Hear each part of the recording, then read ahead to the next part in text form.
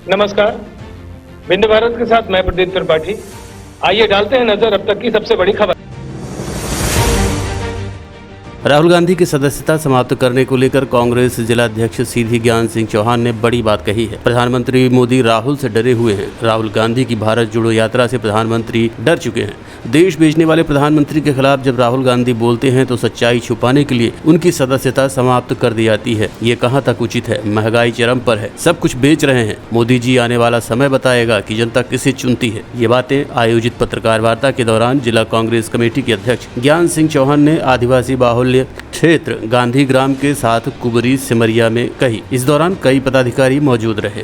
वार्ता जो आयोजित की गई है करम बाबा ब्लॉक में, इसके पीछे सिर्फ हमारा जनता के बीच में जाके और जो हमारे राष्ट्रीय नेता पूर्व राष्ट्रीय कांग्रेस के अध्यक्ष श्री राहुल गांधी जी के साथ दुर्व्यवहार हो रहा है, उनके साथ ज्यादती हो रही है और यह सब भारतीय जनता पार्टी के नेता, भारतीय जनता पार्टी के जो सर्वे सर्वा हैं देश में, उनके द्वारा किया जा रहा है। ये बड़े दुख की बात है। आपने देखा है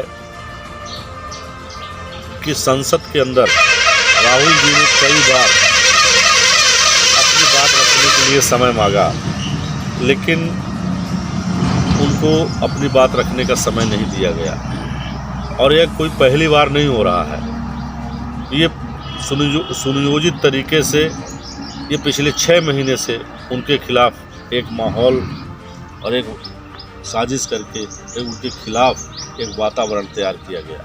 उन्होंने निर्णय लिया कि यदि आप मुझे संसद में नहीं बोलने दे रहे हैं तो हम जनता के बीच में जाके आप बात रखेंगे।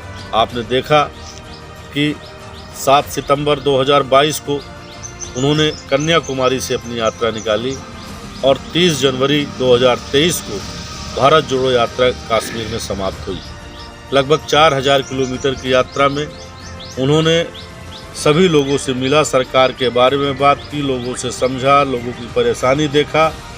और बड़े दुख की बात है कि एक महिला अपनी शिकायत लेके उस यात्रा के दौरान, एक छोटा सा उदाहरण मैं दे रहा हूँ कि एक महिला यात्रा के दौरान उनसे मिली और अपनी पीड़ा व्यक्त की और जब उन्होंने मीडिया के सामने अपनी बात रखी तो उनके घर पुलिस पहुँच गई।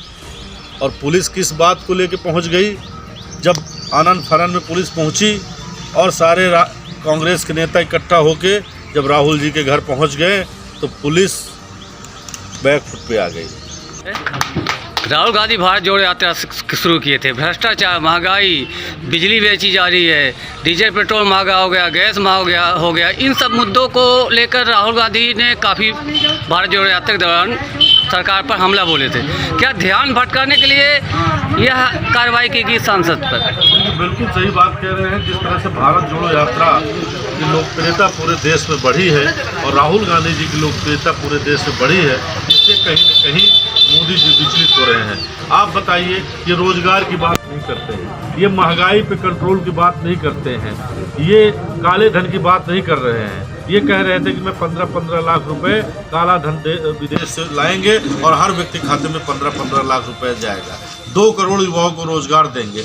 आज 9 साल बीत गए, लगातार आपकी सरकार है, बहुमत से आपकी सरकार है, भारी बहुमत से आपकी सरकार है, लेकिन आप देश को बेच रहे हैं, एयरपोर्ट बेच रहे हैं, रेलवे स्टेशन बेच रहे हैं, सरकारी कंपनियां बेच रहे हैं, देश की सरकारी ज़मीनें बेच रहे हैं, लेकिन आपके पास रोजगारों को, नौजवानों के लिए कोई योजना नहीं है, कोई उद्योग धंधे स्थापित नहीं कर रहे हैं। आज आप काले धन की बार बार बात कर रहा हूँ। आपने कहा था, आपने जनता के सामने कहा था कि मैं काला धन वापस लाऊंगा। आज लोकपाल की आप बात नहीं कर रहे हैं। आज अन्ना हजारे का पता नहीं है, आज बाबा रामदेव जी का पता नहीं है। इन तमाम तरह की बातें जो हो रही हैं, इनसे कहीं न कहीं भारतीय जनता पार्टी और उनके नेता कटघरे में खड़े हैं और राहुल जी प्रयास कर रहे हैं कि इनका चेहरा जनता के सामने उजागर करें। इसका असर आने वाले विधानसभा चुनाव और लोकसभा चुनाव में क्या हो सकता है?